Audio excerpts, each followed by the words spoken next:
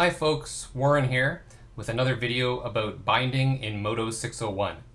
So on the user forums, John Carter was asking if there's a way to do a normalizing bind for a character which is made up of multiple joint hierarchies. So I've created a little demonstration scene here with a simple character, and I've got 5 separate joint hierarchies. So we've got the root and going up to the head, so basically the spine, and then the left leg, right leg, left arm, and right arm. And all of these are separate joint hierarchies. Normally, when you'd be doing a character, these would all be connected, but John has a specific instance, for example, that he wants to have a stretchy spine in the middle, so he doesn't necessarily want to have these joints connected. And that's fine. I'll show a way now that you can go ahead and create a normalizing bind as you would normally when you have everything interconnected in a single skeleton. Okay. So to begin, what we're going to do is go ahead and bind each of these different joint hierarchies. So I'm going to go ahead and bind, and I'm going to use heat bind. And we'll do left leg, right leg. So I'm selecting the root of each hierarchy and then the mesh, and then binding. So selecting the root and the mesh and bind now for the left arm and finally the right arm. Okay, so now if we look over here in the Deformers tab, you can see that we've got 5 normalizing folders. If we had this as a single joint hierarchy, you'd end up with just a single normalizing folder. So how do we deal with that? Well, first thing we've got to do is take the, we're going to take the influences out of the normalizing folder and put it into the root. So I'm going to drag this out of the normalizing folder into the root, and then I can go ahead and delete the normalizing folder, which is now empty.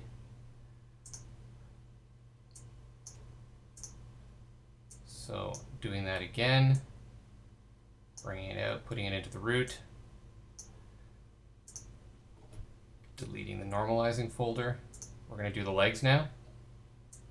So here we go with the right leg, dragging it out, deleting the empty normalizing folder, the left leg,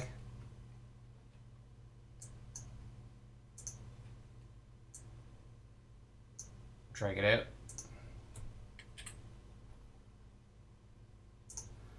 and lastly the spine.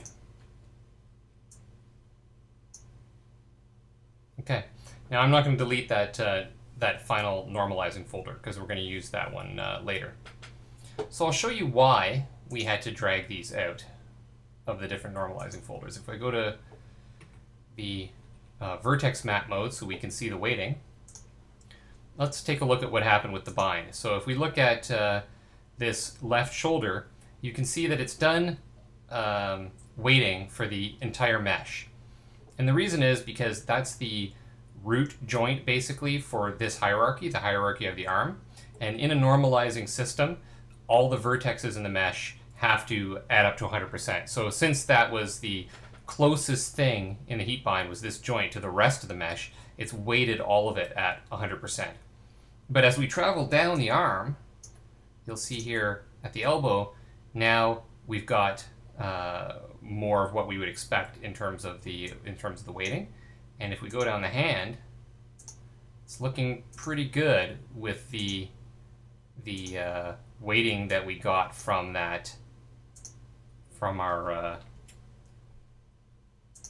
heat bind.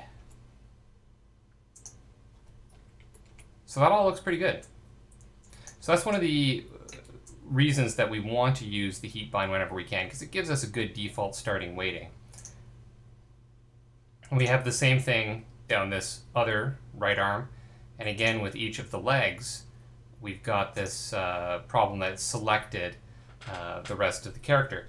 So if we had just taken all of these influences and dumped them into a normalizing folder, then because we had each of these root joints of each separate hierarchy, they would be fighting to balance the weight over the rest of the mesh, and it wouldn't give us the result that we want. So what we want to do is first clean up this weighting for each of these different hierarchies. And in order to do that, we have to be outside of a normalizing folder. Because, for example, with this arm, if I was in a normalizing folder and I deleted weight from the rest of the mesh, because in a normalizing folder it always has to add up to 100%, it would add that weight to one of the other joints down the arm. So if I started deleting weight from the head, it would, for the shoulder, it would have to add it to another joint in the arm, and that's not what we want to do. So that's why we've dragged everything out of their normalizing folders. And now I'm going to go ahead and correct the weighting. Now this is going to be pretty rough because I'm trying to move fairly quickly. This is going to be relatively lengthy video as it is, so we'll try to keep it moving. But this won't be the most accurate weighting in the world, that's for sure. Okay, so we'll just select this arm. I'll invert that and adjust our weights down. Now, I'm going to go to the next joint down as well, the elbow. And this is kind of a neat point because although when we look here visually, it doesn't look like there's any weight on the rest of the character. You can see we don't see any real pink coloration there. But most of the time when you do a heat bind, there's some bleed of weighting that travels across the mesh. And a lot of times when people talk about, with their head, as they start tilting their head side to side, they'll find the head traveling so that the eyeballs kind of pop out of it. And that's usually because the head is getting some little bit of weighting from somewhere else in the skeleton. So you always want to check that, regardless if you're doing this, even if you were doing a skeleton that was bound from a single hierarchy. You'll want to be checking if there's a little bit of weight bleed coming across your mesh. So I'm guessing there's going to be. And I'm just going to go in here and say adjust weights. And if I zoom in, you can see here we're not zero. We've got these little bits of weight that have traveled from the elbow across the character. So I'm going to go ahead and adjust those weights down to 0. Okay, now we're going to go ahead and do this for the other arm.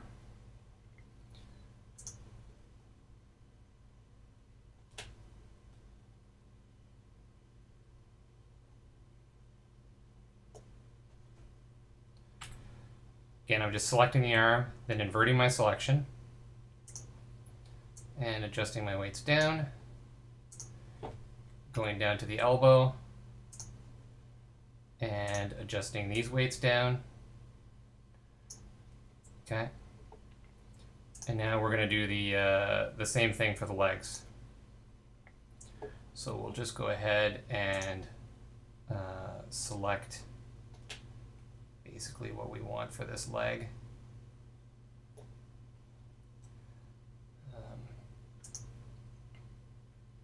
Oops.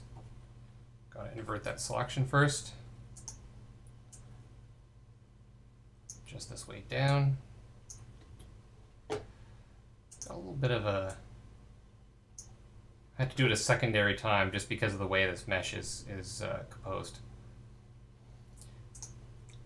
Again, we'll drop down to the knee and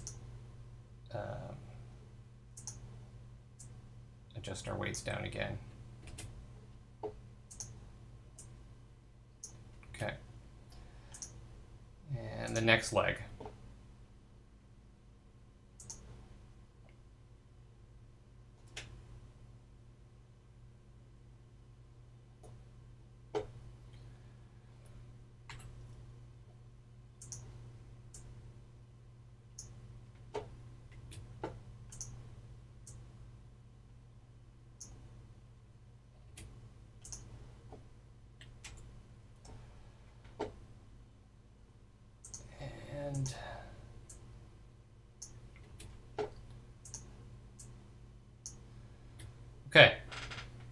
So the last thing we're going to worry about is the spine. The spine's a bit funkier because it's traveling up and down. So we want to make sure that we clear values on both sides. And again, even though this looks like there's no weight up top, I'm guessing there's a little bit of weight bleeding up top.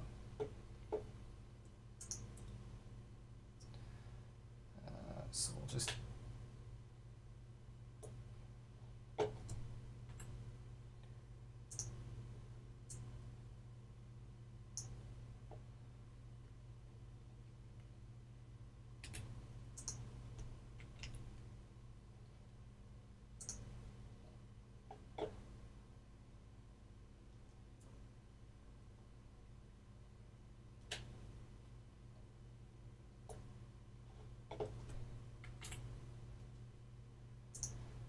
So we're doing the same thing, just grabbing the weights that I expect to have for that joint.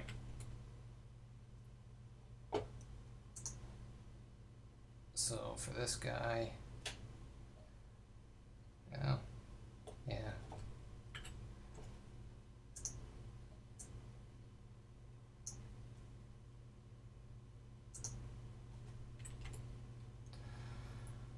Okay, so here we have the arms coming into play.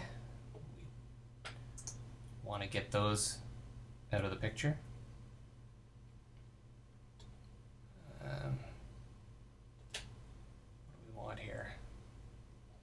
Let's bring it up to there, say. And now I'm just going to control to get rid of some of the extra weight.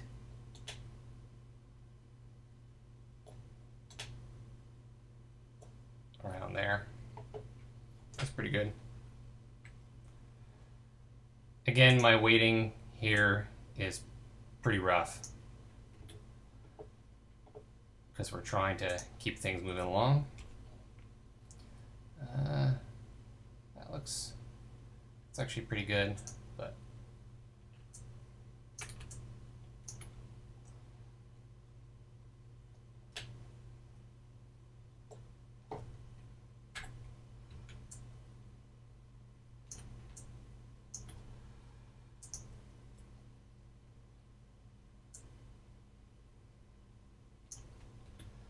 and lastly, the head. The head's a little bit interesting because, again, when we deform this and I've got the eyes parented to this head joint, I don't want any drift being caused by influence anywhere else in the body. So I'm going to do this a little bit differently. I'm going to select the head, and I'm going to make sure that it's got 100% weight across it. And then we can invert it and drop the weight off the rest of it.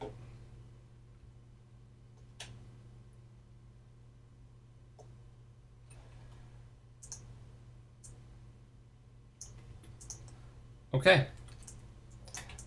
So that is correcting the weighting. Now what we're going to do is we're going to come back here into the deformers. We're going to select all of our influences. And we're going to drag and drop them into a single normalizing folder. So there we go. Everything is in this one normalizing folder. I'll hit escape to drop that, and we can take a look at the result. So one thing I'm going to want to do here is I'm just going to do an isolate weights on each of the, I can already see we've got a little bit of a problem there. I don't want to correct.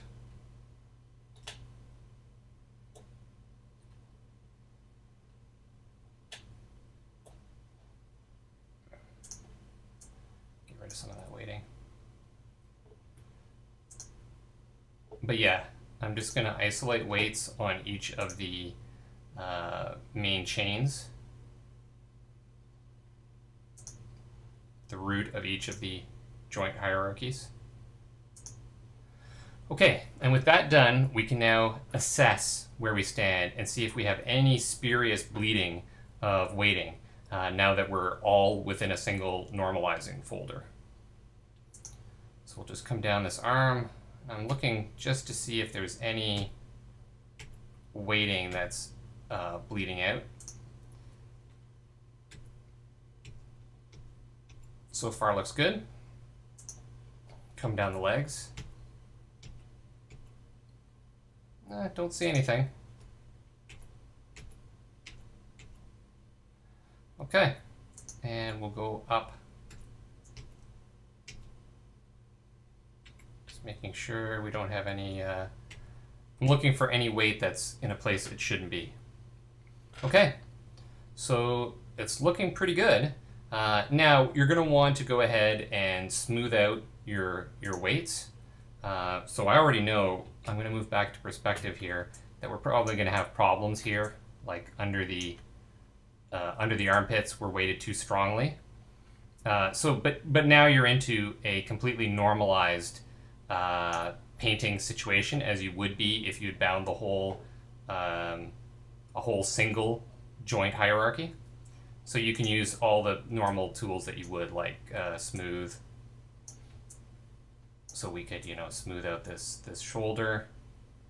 And since we're now normalized, as I smooth this, it's going to adjust as we'd expect to the other joint. It's going to be smoothing here to get that weighting working between the different joints that share influence over that area. Okay, so for example, under the arm, we're going to want to strengthen that on this side because I want it held more by the body. So let's just paint up the weight a little bit here. I want to increase that up.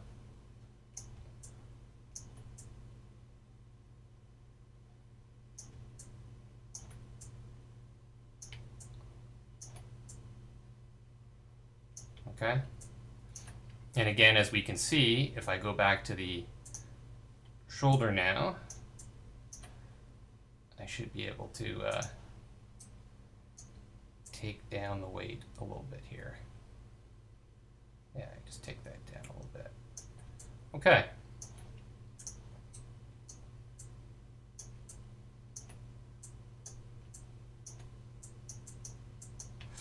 But this is fine tuning, and you can mess around with the character yourself to get the bind the way, get the weighting, I should say, the way you want it. But let's go ahead and take a look at where we stand. Okay, so now we're going to test out how well this is deforming for us by leaving setup mode. And we can start trying some deformations. So that shoulder's not great. We'd probably want to do a little bit more painting adjustments. But it's a starting point. We got the elbow. We can come down here into the hand. Give that a little twist.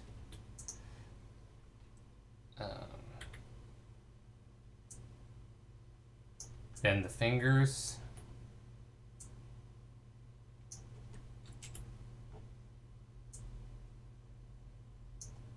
So, getting some not bad deformations there.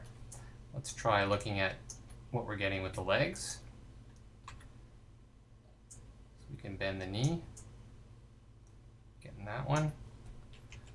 Go down to the foot, sure. Just push that back a little bit.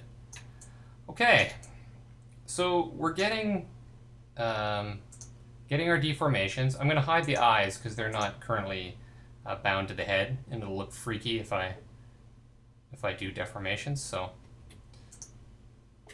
just rotate the head a little bit.